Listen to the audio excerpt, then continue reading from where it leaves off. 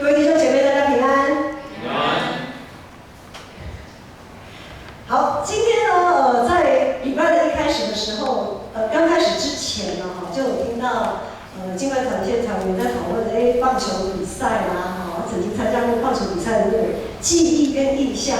然后牧师也开始在想，以前看到很多球赛，就很精彩的画面，不管是棒球赛还是篮球赛，比如说 Michael Jordan 就是我们那个时代非常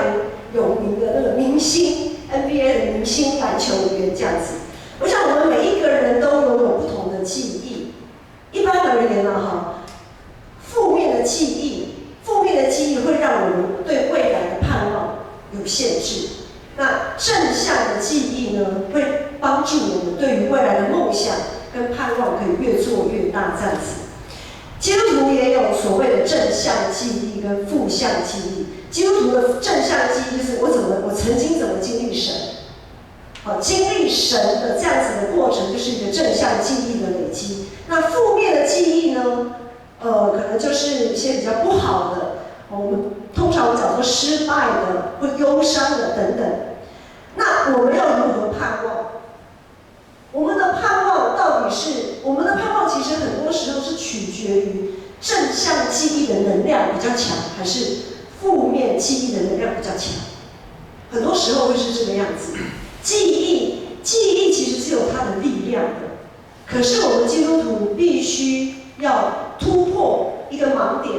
就是即便正向记忆的能量比较弱的时候，我们也要靠信心来盼望。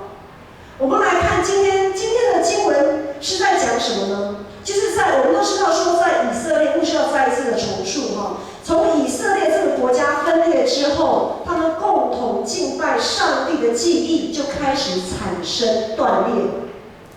特别是北国他们开始融入异教思想、异教的信仰，敬奉迦南当地的文化神明，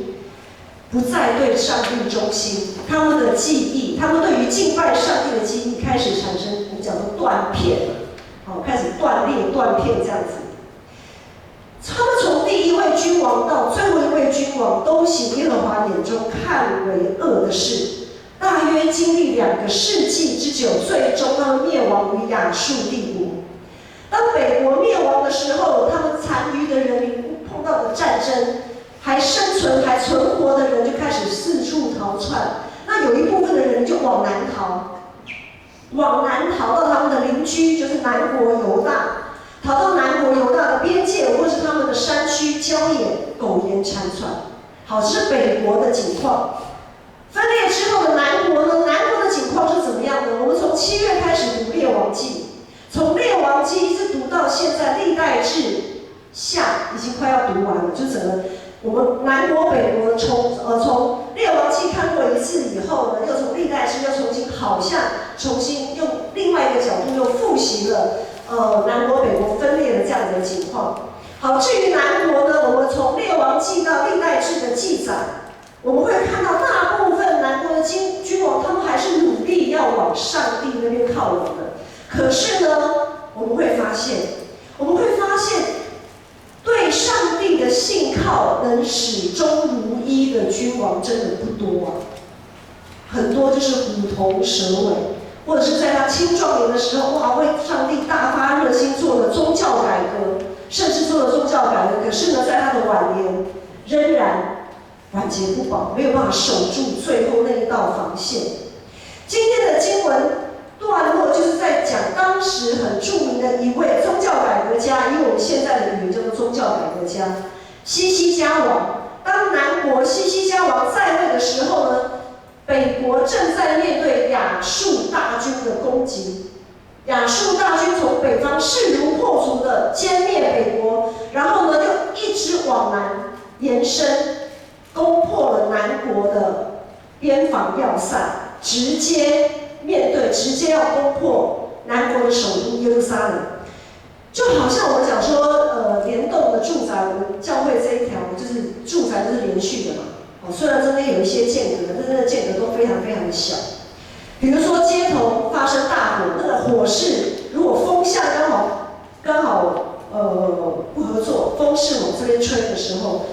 教会是不是很快就会被烧到？可能在烧第一天的时候，我们的紧张程度没有这么紧张，可是一直这样烧过来的时候，哇，这个我们的信心可能整个都要融化掉了。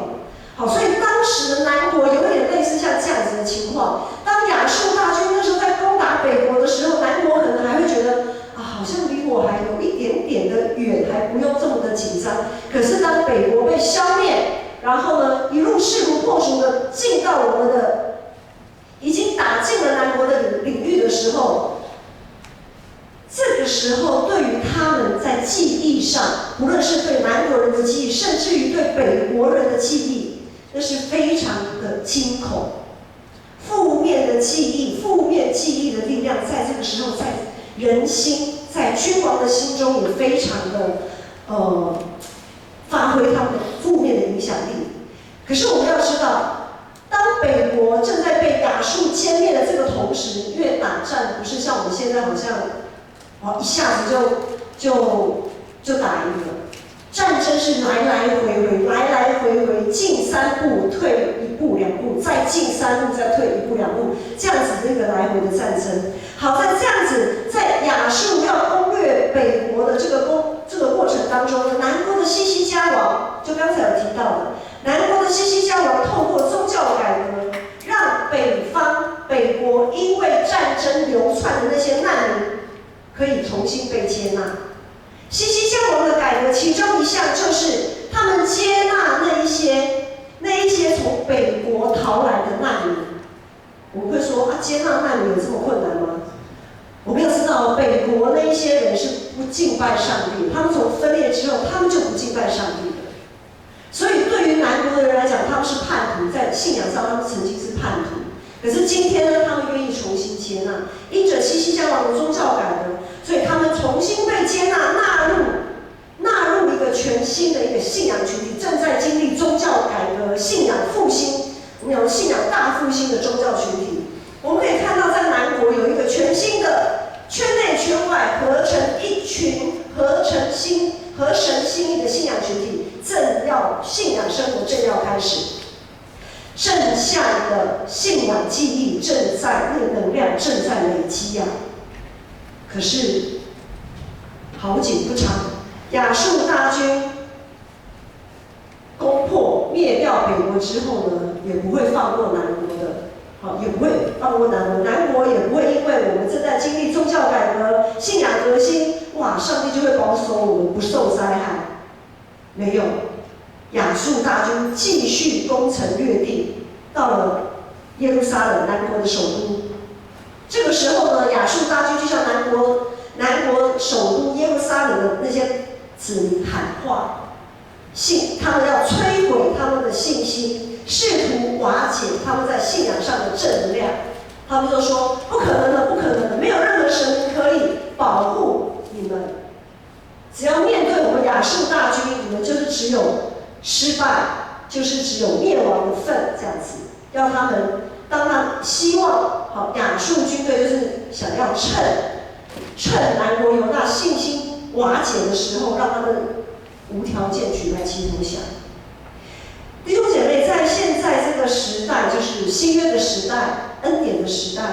我们借着圣灵，我们借着读经祷告，我们借着许许多多参与教会的服事，我们对上帝的认识，经历上帝的恩典，我们的信心不断的被操练。虽然在信仰上正能量、正向的记忆，我们不断的被提升，不断的被更新，但是其实在这个同时，我们的生活也难免会经历像南国犹大人他们碰到的，在一个信仰革新、一个非常好的一个宗教生活，假如宗教生活来讲，我们还是会面对大军入境攻击的这样子的情况，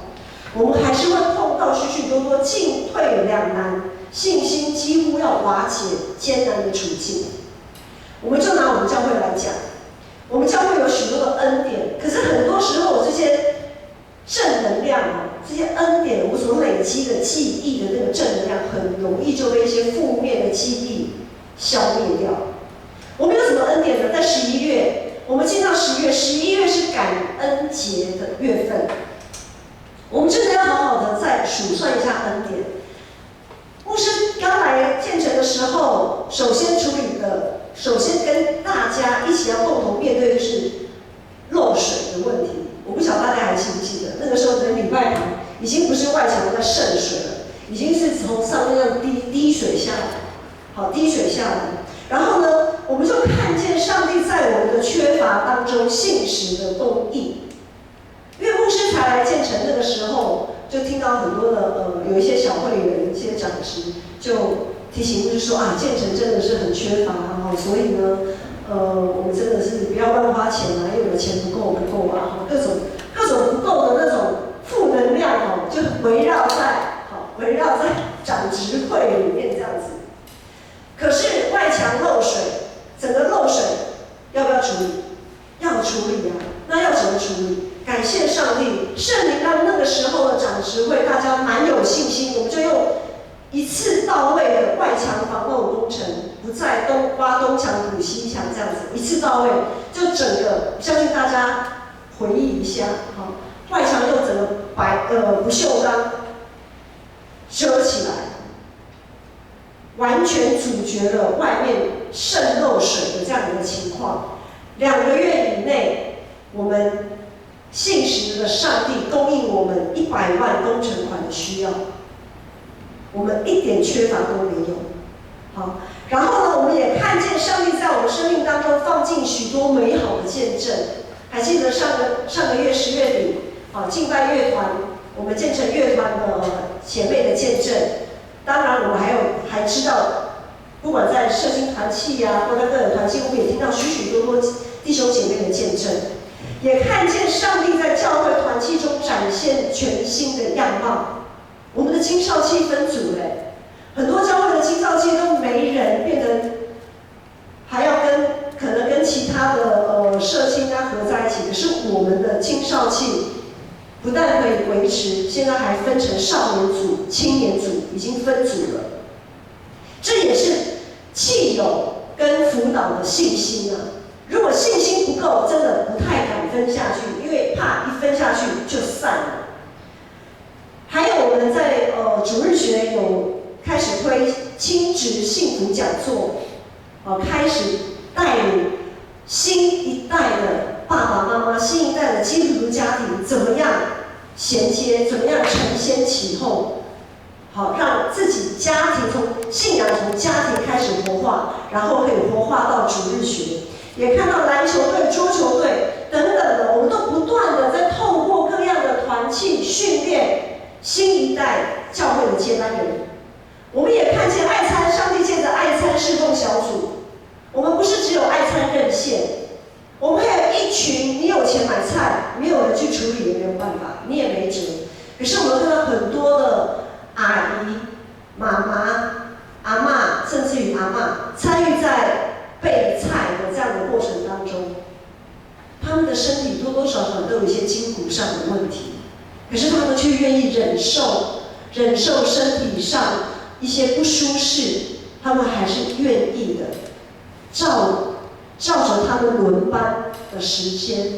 他们来到教会礼拜6就来到教会为我们切菜、洗菜、切菜预备，然后有一群人也在礼拜天就为我们煮去料理这些食物。然后我们也看，然后可以透过爱餐，我们可以分享，我们可以分享彼此的生命、彼此的需要，我们可以因着这样子，可以知道要怎么样为那个人祷告，我们可以实践彼此相爱。然后我们也看见上帝透过社区银发族、后出兵的志工这些同工，因着他们的摆上，让教会可以在这个冷漠的世代，大家互相可能一个电梯下来都不会互相讲话的，让教会可以在这个冷漠的世代成为世上的光与盐，让教会在这个社区成为不可或缺的存在，而不是可有可无的存在。我们最后也看到上帝让我们在礼拜当中有专业的音乐祭司。有专业的音乐祭司，对华语堂来讲就是敬拜乐团，还有中心的影音同工、招待同工等等，协助礼拜顺利的进行。我们跟犹大王在位的那个跟犹大王西西家在位的那个时候的信仰团体一样，我们经历了一波又一波、一场又一场的属灵革新，一次又一次的重生，一次又一次的恩典。但是就在我们经历这么多的恩典，同心合一要朝着教会意向往前迈进的时候，猛烈的试探与攻击也不会放过我们的。猛烈的试探与攻击总是会随之而来，就像南国犹大、西西家王他们那个时候所经历的。每当教会要开始向前迈进的时候，因为我们现在要到了年底，要开始计划明年2021年的施工计划。每当教会要开始向前迈进，各种扯后腿的声音，各种让我们信心摇摆动荡、裹足不前的环境，一定会随之而来。这就是属灵的征战。我们会碰到许多不实的言论，还有揣测。我们会听到一些抱怨的声音，然后最重要的是，我们的内心里开始产生对上帝的怀疑。上帝啊，我这样子计划 OK 吗？我这样子预算编下去 OK 吗？好像不太够用哎，按照我的专业知识，真的不太够用。可是我们不是用我们的专业来敬拜神的，我们不仅仅是用我们的专业能力来敬拜上帝的，我们还靠着圣灵的大能来敬拜上帝，不是吗？我们是靠着圣灵的大能，靠着信心，靠着盼望来走这条信仰的道路，不是吗？所以很多时候我们会，当我们不这样想的时候，当我们那些负面的记忆不断的又跑出来的时候，我们生活当中的难题也会让我们上不上下不下，没办法做决定。就好像我们身上一开始得了慢性病的时候，刚开始可能我们会想要很积极的去治疗，让这个慢性病可以远离我。可是当这个病痛一直缠裹太久的时候，很多时候我们会觉得好啦，就这样吧，和平共存好了，完全不想积极去面对。弟兄姐妹，属灵的征战特别会发生在我们自己觉得做得够多够好的时候。当我们觉得自己做得够多够好，我们的属灵的骄傲就会出现了。我们就会开始有一种态度，有一种心态，就会出来说：我为上帝大发热心，我这样子服侍他，上帝应该要保守我，上帝应该要保守我免除一切的灾难，而且呢，还要给我一些甜头。好，我的选择，上帝你应该要替我背书一下，我应该可以稍微放纵一下，选择我看为好的事，但是却不一定是上帝看为好的。如果这个时候我们容许自己的欲望一直扩大，或者是一直存在卡在那里的时候，就容易出现信仰的断片。我们信仰的记忆就会产生断裂的这种情况。我们容易向环境妥协。一旦我们在信仰上的记忆，我们对信仰有所妥协的时候，就会像南国那一些君王晚节不保，守不住最后那一道防线。因为我们总是给魔鬼留地步，我们总是给魔鬼留一个空间在那里，不断的欺骗我们，不断的打击我们的信心。使徒保罗他说：“那美好的仗我已经打过，当跑的路已经跑尽，该信的道也已经守住了。”打仗，我们知道真的在战争的时候，即便是在休息，我们都要有所警戒。在战争的时候，你的头盔应该不会，至少放在你在睡觉的时候，你头盔应该也是放在你的头旁边，不会放在遥远的柜子上。你的 S 腰带也是可能是系着的。你的所有装备应该都在你触手可及的地方。即便我们知道在战争的时候，即便你是休息，也不能放松警戒的。那我们在跑道上奔跑呢，跑到累了，我们还是得用走的，但是那个方向还是往那个终点的方向走，我们绝对不会转头往另外一个方向走。信仰也是这样，再疲倦再累，也不至于背对着终点来爬。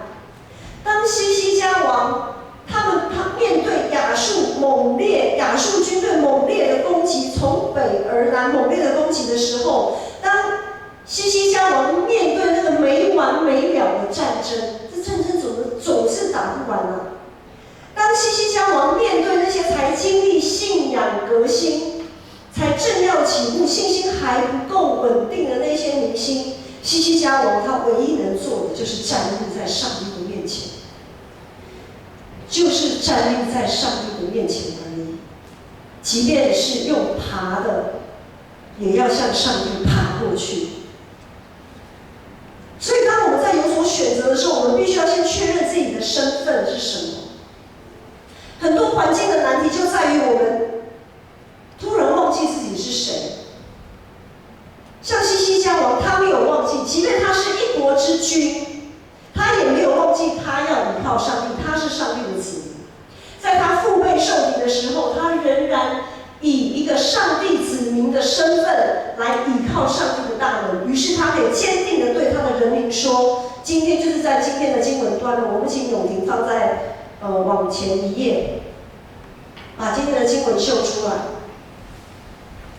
因着这样，西西家王才可以坚定地对他的人民说：我们一起来读第7节、第8节今天的经文，来，请。你们当刚强壮胆，不要因亚述王和跟随他的大军恐惧惊慌，因为与我们同在的比与他们同在的更大，与他们同在的是肉臂，与我们同在的是耶和华我们的上帝，他必帮助我们，为我们征战。百姓就靠犹大王西西家的话安然无惧了。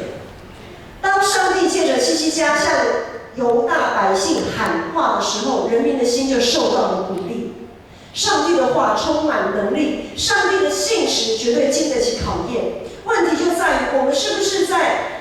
是坚定的相信那与我们同在的比这世界同在的还大？我们是否常把上帝的作为局限在自己的有限里面？在前2个礼拜，我们听见3位敬拜团姐妹的见证，不论是在工作上、情感上还是健康上，不就是因为上帝的作为常常超过我们所求所想，所以我们才能盼望吗？如果什么事情都要在我们的想象里面被成就，如果什么事情上帝都要按着我们的计划来执行，那还叫什么盼望？那我们还盼望什么？就没有什么好盼望的啊，我们就靠自己就好了，还有什么好盼望的？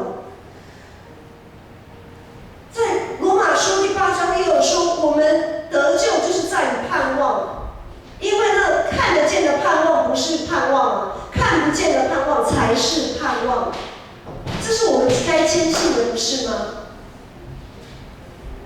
现在你在怕什么吗？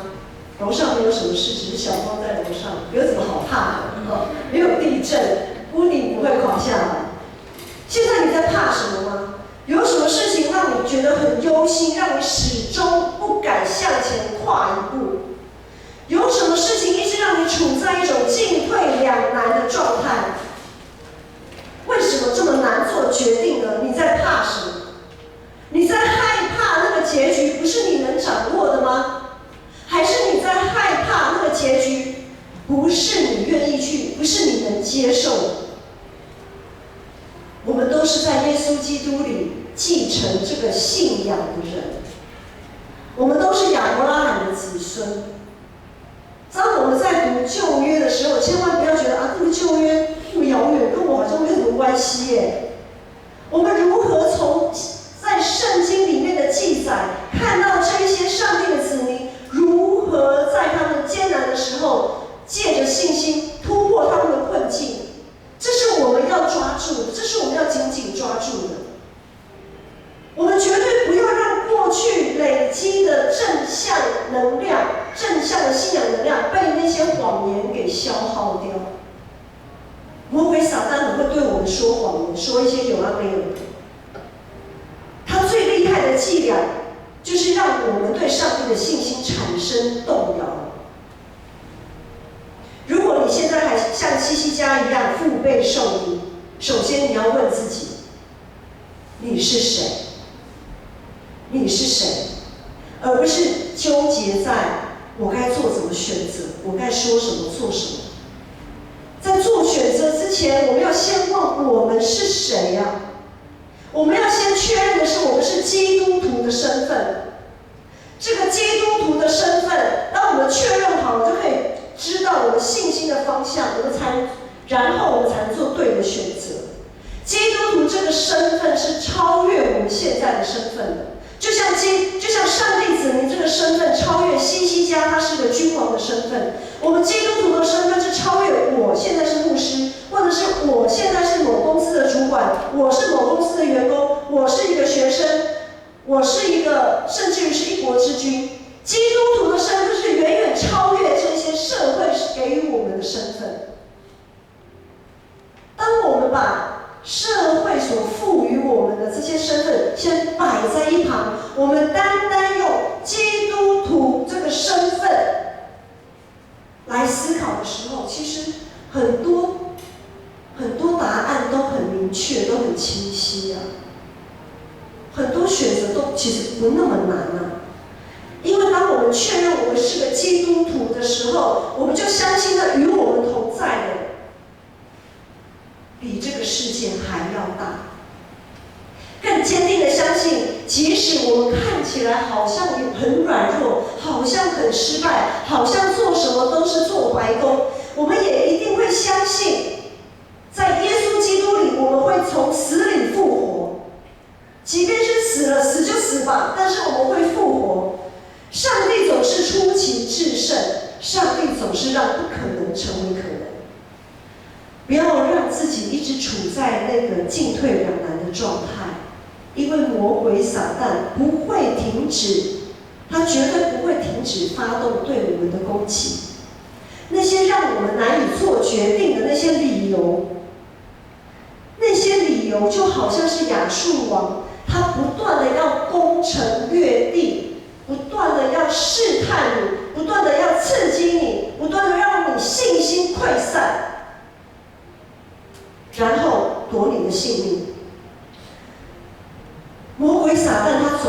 他总是知道我们每一个人的弱点，我们的那个点啊，魔鬼撒旦相当的清楚，他相当清楚我们里面到底在怕什么，他会毫不留情的消耗你信仰上的正能量，他会毫不留情的消耗掉你在信仰上，在上帝的经历同在里那一些记号。但是我们总是要在耶稣基督里抵挡，我们要靠主刚强，不要怕，只要信。我们要知道自己是为谁而战。当我们知道自己是基督徒的身份，我们就知道我们自己是为谁而战。我们会知道我们真正的敌人是谁。基督徒的战场是属灵的战场，不是属肉体的。我们的敌人绝对不是主管同事，绝对不是因为你的主管怎么样了，你的同事怎么样了，然后你就抱怨说啊，上帝啊，我之所以会怎样怎样，都是那个主管，都是那个同事。我们的敌人也不是我们的家人朋友，绝对不是你的父母对你怎么样了，然后你才说啊，上帝我会失败，都是因为我的爸妈，所以我的爸妈是我的敌人。我们的敌人也不会是我们的老师跟同学，我们的敌人更不应该是教会的肢体。以弗所书里面有提醒我们，我们要穿戴上帝所赐全副的军装，因为我们所抵挡、所对抗的不是属血肉的，而是对抗那属灵的，是那个恶者，那消灭我们信心的那个恶者，就是魔鬼撒旦，那个谎言。那个总是让我们想要向上帝走去，却一直在扯后腿的那一个谎言。我们所要抵挡的，往往是那个怕自己会有怎么样后果的那个内心的恐惧啊。此子瑜他们在实验室，因为大家都知道子瑜